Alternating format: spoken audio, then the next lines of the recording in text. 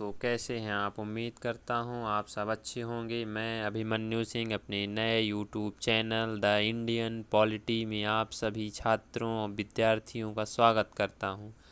तो चलिए आज हम राष्ट्रपति से संबंधित कुछ महत्वपूर्ण MCQ यानी वस्तुनिष्ठ प्रश्न करने जा रहे हैं।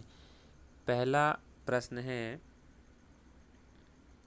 संविधान का कौन सा अनुच्छेद कहता है कि भारत का एक राष्ट्रपति होगा।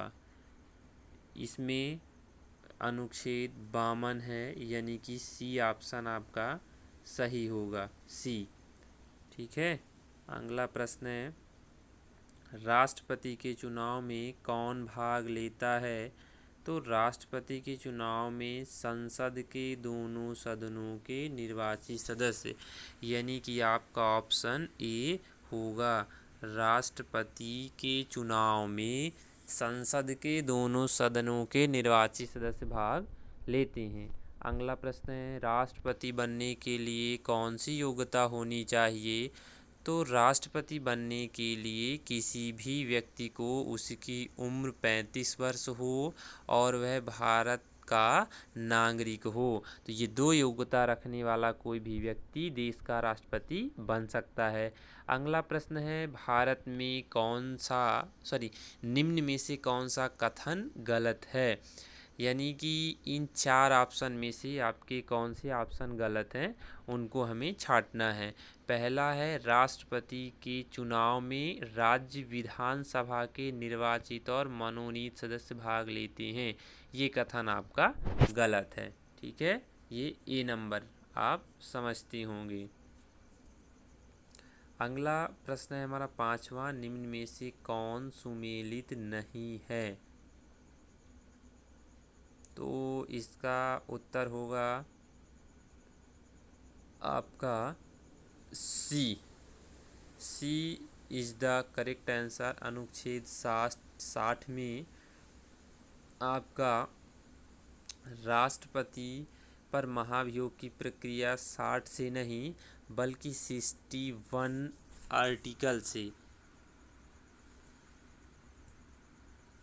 61 आर्टिकल से लगाया जाता है। राष्ट्रपति पर महाभियोग की प्रक्रिया, यहाँ जो 60 लिखा हुआ है ये आपका अनमैच है। ओके।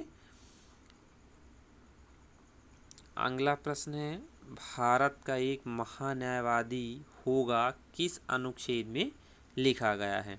तो भारत का एक महान्यायवादी होगा, यानी जिसे हम क्या कहते हैं,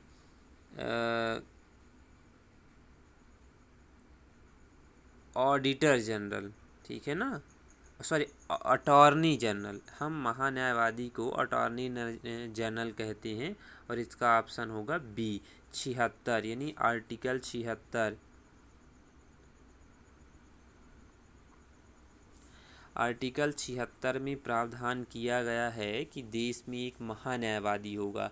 महान्यायवादी के बारे में मैं थोड़ा सा आपको बता देता हूँ। ये देश का एक महत्वपूर्ण विधि अधिकारी होता है, यानी राष्ट्रपति इस महान्यायवादी की नियुक्ति अपनी इच्छानुसार किसी भी व्यक्ति को कर सकता है। अगला है, राष्ट्रपति का पद किस तरीके से खाली हो सकता है। तो इसमें कार्यकाल समाप्त होने पर, पहला ऑप्शन। दूसरा है त्यागपत्र देने पर, और तीसरा है सिर्फ महाभियोग के शुरू होने पर।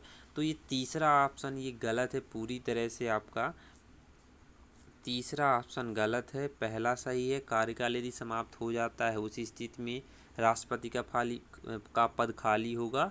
और यदि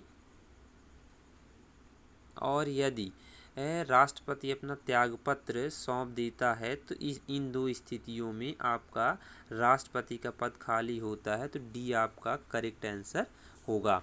और जानते भी होंगे आप कि राष्ट्रपति यदि अपना त्यागपत्र देता है तो वो किसे सौंपता है, आप लोगों को पता है, उपराष्ट्रपति को राष्ट्रपति अपना त्यागपत्र सौंपता है। अगले प्रश्न की ओर चलते हैं, निम्न में से कौन सा धन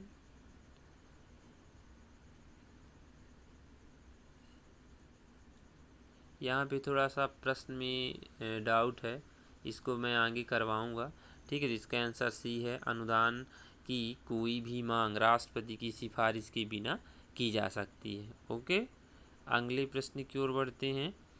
तो अगला प्रश्न है, राष्ट्रीय आपातकाल की व्यवस्था किस अनुच्छेद के तहत की गई है? अब ये राष्ट्रीय आपातकाल ये है क्या? ये है राष्ट्रपति की संकटकालीन शक्तियाँ। और उसमें कॉन्स्टिट्यूशन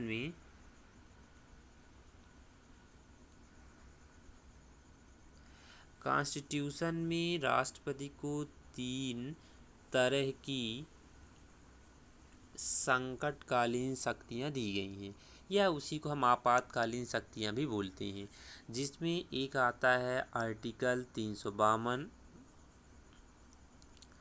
आर्टिकल 352 आता है, दूसरा 356 आता है, तीसरा 360 आता है। 356 क्या है? ये राष्ट्रीय आपातकाल में लगता है, राष्ट्रपति अपनी इच्छा अनुसार लगाता है। यानी जब देश में बाहरी आक्रमण हो, सशस्त्र विद्रोह या युद्ध की स्थिति बने, उस स्थिति में राष्ट्रपति आर्टिकल 352 के तहत देश में राष्ट्रीय आपातकाल की घोषणा करता है। दूसरा आर्टिकल है 356। यानी 356 आर्टिकल के तहत राष्ट्रपति देश के किसी भी राज्य में यदि राज्य की सरकारें कानून के अनुसार कार्य नहीं करती हैं, यानी कि संवैधानिक राज्यों में संवैधानिक यंत्र की विफलता पर आर्टिकल 356 के तहत राष्ट्रपति शासन की घोषणा राष्ट्रपति राज्यों में कर सकता है। आर्टिकल जो ये तीसरा दिया हुआ है यहाँ पे, अनुच्छेद 360, इस संकट काल शक्ति का राष्ट्रपति अभी तक एक बार भी उपयोग नहीं किया है। 360 है क्या, मैं पहले ये बता दूं। आर्टिकल 360 के तहत देश में वित्तीय आपातकाल की घोषणा की जाती है, वित्तीय आपातकाल। ठीक है, लेकिन अब इस वर्तमान में जो देश की व्यवस्था है, कोरोना वायरस, अब ऐसा लग रहा है कि इस वायरस की वजह से देश में हमारे वित्तीय आपातकाल भी लग सकता है। ठीक है, तो इस बात को भी आप लोग थोड़ा सा ध्यान रखिएगा। तो ये आज का क्लास यहीं समाप्त होता है, और मैं यहाँ पे अब अपने चैनल के बारे में आपको थोड़ी सी जानकारी बता देता हूँ। मेरा नाम अभिमन्यु सिंह बघेल है, और मैं अभी अभी यूट्यूब चैनल की शुरुआत कर रहा हूँ। तो मेरे वीडियो आपको कैसे लग रहे हैं, इसकी भी जानकारी आप हम तक दें, और हमारे वीडियो आपको कैसे लगे इसको कमेंट बॉक्स में ज़रूर लिखें। हमारे वीडियो को आप सब्सक्राइब करें, अच्छा लगे तो लाइक करें। Thank you, bye bye, okay.